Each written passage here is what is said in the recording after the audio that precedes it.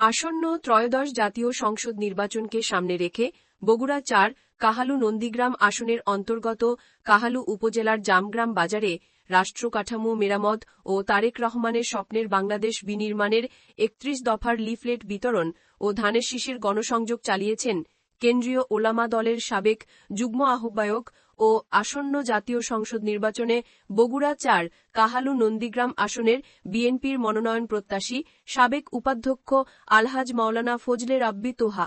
এ সময় তার সাথে বিএনপি ও অঙ্গ সংগঠনের বিভিন্ন পর্যায়ের নেতৃবৃন্দ অংশ নেন। গণসংযোগকালে তিনি সাধারণ মানুষকে বলেন, দেশের জনগণ আজ পরিবর্তনের প্রত্যাশায় আছে। তারেক রহমানের ঘোষিত ৩১ দফা কর্মসূচি হতে পারে একটি সুখী, সমৃদ্ধ ও ন্যায়ভিত্তিক বাংলাদেশ।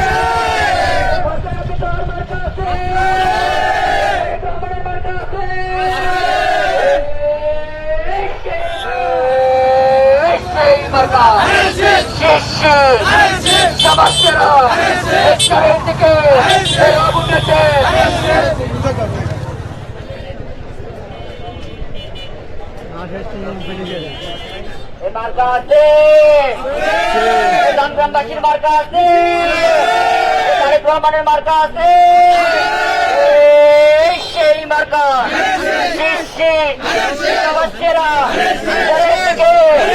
রব উঠেছে,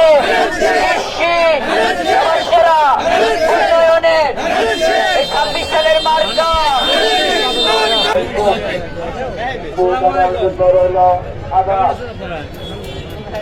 আসন্ন জাতীয় সংসদ নির্বাচন